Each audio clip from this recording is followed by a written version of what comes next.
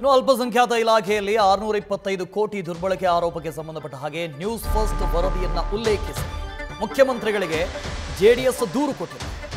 CM ಸಿದ್ದರಾಮಯ್ಯಗೆ ಜೆಡಿಎಸ್ನ Tippanna Patil complaint ಕೊಟ್ಟಿದ್ದಾರೆ. ಆರ್ಥಿಕ ಇಲಾಖೆಯ ಅನುಮತಿಯನ್ನ ಪಡೆಯದೆ ಹಣವನ್ನು ದುರ್ಬಳಕೆ ಮಾಡಿಕೊಳ್ಳಲಾಗಿದೆ.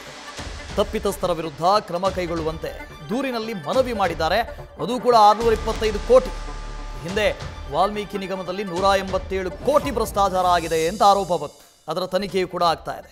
ಈಗ ಅಲ್ಪಸಂಖ್ಯಾತ ಇಲಾಖೆಯಲ್ಲಿ ಸುಮಾರು 625 ಕೋಟಿ ದುರ್ಬಳಕೆ ಆಗಿದೆ ಅನ್ನುವ ಆರೋಪ.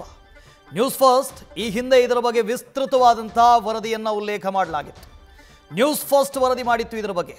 ಇಲ್ಲಿ ನ್ಯೂಸ್ ಫಸ್ಟ್ನ ವರದಿಯನ್ನು ಉಲ್ಲೇಖ ಮಾಡಿ ಮುಖ್ಯಮಂತ್ರಿಗಳಿಗೆ ಕಂಪ್ಲೇಂಟ್ ಕೊಡಲಾಗಿದೆ, ದೂರು ಕೊಡಲಾಗಿದೆ. ಆ ದೂರಿನ ಪ್ರತಿ ಲಭ್ಯ ಇದೆ, ಅದನ್ನು ನೋಡ್ತಾ ಇದ್ದೀರಿ. ಜೆಡಿಎಸ್ನ ಮುಖಂಡ ತಿಪ್ಪಣ್ಣ ಪಾಟೀಲ್ ಈ ದೂರನ್ನು ಕೊಟ್ಟಿದ್ದಾರೆ. ಏನಾಗಿರೋದು, 625 ಕೋಟಿಯನ್ನು ಆರ್ಥಿಕ ಇಲಾಖೆಗೆ ತಿಳಿಯದೆ ದುರ್ಬಳಕೆ ಮಾಡಿಕೊಂಡಿದ್ದಾರೆ ಅಂತ. ಒಂದು ಇಲಾಖೆ ಹಣವನ್ನು ತನ್ನ ಇಚ್ಛೆ ಅನುಸಾರ ಬಳಕೆ ಮಾಡ್ಕೊಳ್ಳೋದಕ್ಕೆ ಸಾಧ್ಯ ಇದೆಯಾ? ಅದು ಆರ್ಥಿಕ ಇಲಾಖೆಗೆ ಗೊತ್ತಿಲ್ಲದೆ, ಆರ್ಥಿಕ ಇಲಾಖೆಯ ವಿವೇಚನೆಗೆ ಬರದೆ ತನ್ನ ಪಾಡಿಗೆ ತಾನು, ಅದು ಅಲ್ಪಸಂಖ್ಯಾತ ಇಲಾಖೆಯಲ್ಲಿ. ಇತ್ತೀಚೆಗಷ್ಟೇ ವಸತಿ ಇಲಾಖೆಯಲ್ಲಿ ಭ್ರಷ್ಟಾಚಾರ ಆಗ್ತಾ ಇದೆ ಅಂತ ಹೇಳಿ ಶಾಸಕರೇ ದೂರು ಕೊಟ್ಟಿದ್ದಾರೆ. ಈಗ ಅಲ್ಪಸಂಖ್ಯಾತ ಇಲಾಖೆ, ಎರಡೂ ಇಲಾಖೆ ಬರೋದೆಲ್ಲಿ? ಜಮೀರ್ ಅಹಮದ್ ಖಾನ್ ಅವರ ಅಂಡರ್ನಲ್ಲಿ. ಹಾಗಾಗಿ ಜಮೀರ್ ಖಾನ್ ಅವರ ವಿರುದ್ಧವೇ ಎಲ್ಲೋ ಒಂದು ಕಡೆ ಆರೋಪಗಳು ಬರ್ತಾ ಇರೋ ರೀತಿ ಕಾಣಿಸ್ತಾ ಇದೆ. ಮಂಜುನಾಥ್ ಇದರ ಬಗ್ಗೆ ಡೀಟೇಲ್ಸ್ ಅನ್ನು ಕೊಡ್ತಾ ಹೋಗ್ತಾರೆ. ಮಂಜುನಾಥ್, ಈ ಹಿಂದೆ ನಾವು ವಿಸ್ತೃತವಾದಂಥ ವರದಿಯನ್ನು ಪ್ರಸಾರ ಮಾಡಿದ್ವಿ. ಈಗ ಅದಕ್ಕೆ ಸಂಬಂಧಪಟ್ಟ ಹಾಗೆ ದೂರು ಕೊಡಲಾಗಿದೆ. ದೂರಂತೂ ಸಾಕಷ್ಟು ಹೋಗ್ತಾ ಇರುತ್ತೆ ಮುಖ್ಯಮಂತ್ರಿಗಳ ಬಳಿ. ಆದರೆ ಅದರ ಬಗ್ಗೆ ಏನಾದರೂ ತನಿಖೆ ಆಗಬೇಕಲ್ಲ, ವಿಚಾರಣೆ ಆಗಬೇಕಲ್ಲ.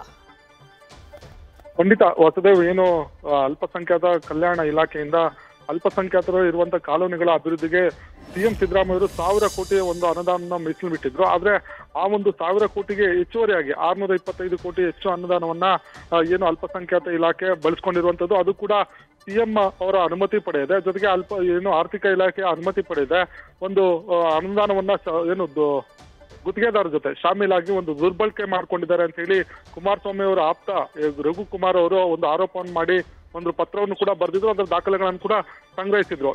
ಇದರ ಮುಂದುವರೆದ ಭಾಗವಾಗಿ ಈಗ ಏನು ಜೆಡಿಎಸ್ ನ ನಾಯಕರು ಒಂದಷ್ಟು ಹೋರಾಟಗಳನ್ನ ಮುಂದುವರಿಸಿರುವಂತದ್ದು. ಪ್ರಮುಖವಾಗಿ ಏನು ನಮ್ಮ ಒಂದು ಚಾನೆಲ್ ಅಲ್ಲಿ ವರದಿ ಬಂದ ನಂತರ ಈ ಒಂದು ಆರ್ಥಿಕ ಏನು ಅಲ್ಪಸಂಖ್ಯಾತ ಕಲ್ಯಾಣ ಇಲಾಖೆ ಏನಿದೆ, ಅದು ಸಿಎಂ ಅವರ ಅನುಮೋದನೆ ಮತ್ತು ಅಥವಾ ಆರ್ಥಿಕ ಇಲಾಖೆಯ ಅನುಮೋದನೆ ಪಡೆಯೋದಕ್ಕೆ ಒಂದು ಪತ್ರವನ್ನು ಕೂಡ ಮಾಡ್ತಾ ಇತ್ತು. ಹೀಗಾಗಿ ಈ ಒಂದು ಮಂಜುನಾಥ್ ಮತ್ತೆ ಮಾತಾಡಿಸಿ ತಮ್ಮನ್ನ ತಿಪ್ಪಣ್ಣ ಪಾಟೀಲ್ ಅವರೇ ಜಾಯ್ನ್ ಆಗ್ತಾ ಇದ್ದಾರೆ. ತಿಪ್ಪಣ್ಣ ಪಾಟೀಲ್ ನಮಸ್ತೆ.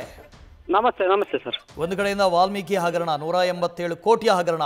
ಇಲ್ಲಿ ನೋಡಿದ್ರೆ ಸುಮಾರು 625 ಕೋಟಿ ರೂಪಾಯಿಯನ್ನ ಆರ್ಥಿಕ ಇಲಾಖೆಗೆ ಅವಗಾಹನೆಗೆ ಇಲ್ಲ, ಗೊತ್ತೇ ಇಲ್ಲ ಅವ್ರಿಗೆ. ಇವ್ರ ಪಾಡಿಗೆ ಇವ್ರು ಬಳಕೆ ಮಾಡ್ಕೊಳ್ತಾರೆ ಅಂತ ಹೇಳಿದ್ರೆ ಹೇಗೆ? ಸರ್ ಹೇಳಿ ತಿಪ್ಪಣ್ಣ ಅವರೇ, ಕೇಳಿಸ್ತಾ ಇದೆಯಾ ತಿಪ್ಪಣ್ಣ ಪಾಟೀಲ್ರೆ?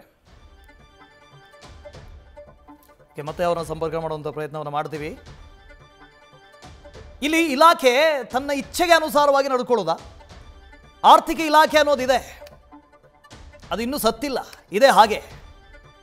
ಎಲ್ಲ ಇಲಾಖೆಗಳು ತಮಗೆ ಬೇಕಾದ ಹಾಗೆ ದುಡ್ಡು ಖರ್ಚು ಮಾಡ್ತವೆ ಅಂತ ಹೇಳಿದ್ರೆ ಆರ್ಥಿಕ ಇಲಾಖೆ ಅಂತ ಇರೋದು ಯಾಕೆ?